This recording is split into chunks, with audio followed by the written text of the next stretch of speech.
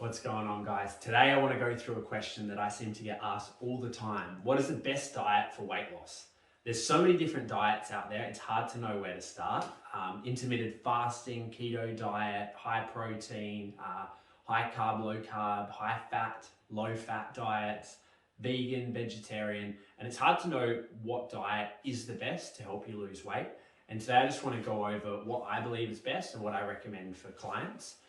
So I think any of these diets can work really well as long as you're in a calorie deficit. So the reason any diet works and the reason people lose weight is being in a calorie deficit. So just burning more calories than you're consuming, and then you'll lose weight.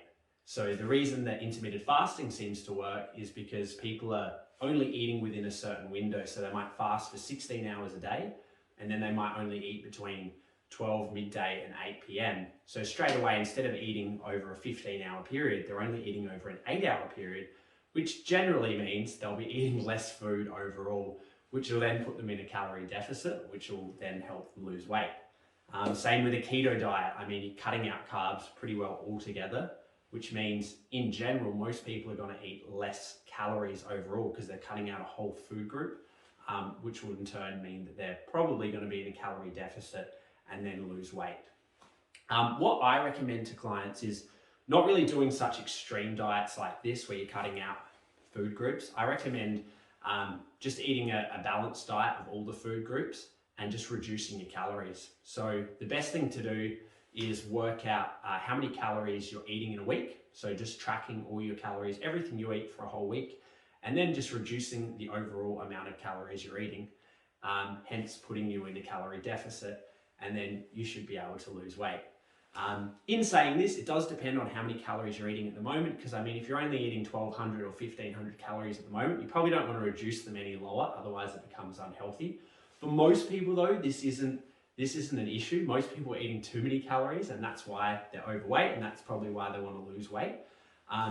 So what I'd recommend, I mean, track everything you eat for a week at the moment, see how many calories you're eating, and try and reduce those calories down. So you can start off by reducing them by a couple of hundred calories a day, all the way up to 500 calories a day.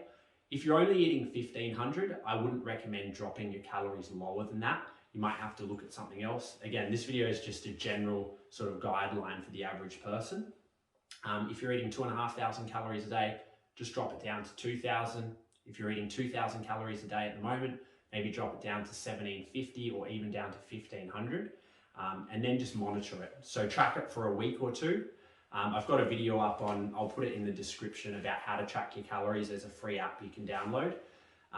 So the main thing is you want to be getting a good balance of proteins, carbs, and fats. So I would recommend, as a general rule, 30% protein, 30% fat, and 40% carbs.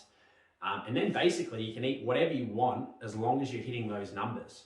So this way it teaches you, I guess, about what sort of foods have got the right macros in them. And then if you do want to have a cheat meal, so like if you want to eat a burger or you want to eat some chocolate, as long as you make it fit into those calories, it's no big deal really. So I find for myself, this works really well. And for my clients, this seems to work really well. I'll put in a few before and after photos of some clients who've tracked their calories over a few months or even up to a year, and I'll show you the sort of results that people have got. Here they are. Okay, here's one of our clients, Mark. These are the results he got over 12 weeks with tracking his calories alongside training. He started off on about 2,500 calories and worked his way down to about 1,700 or 1,800 calories.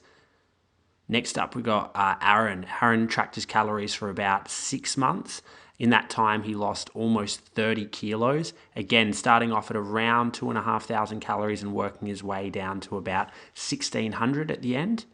And lastly, I've got myself here. I tracked my calories over the course of about 4 months. I started off higher at about 3,500 calories, and down at my leanest, I got down to 2,200 and lost just under 10 kilos.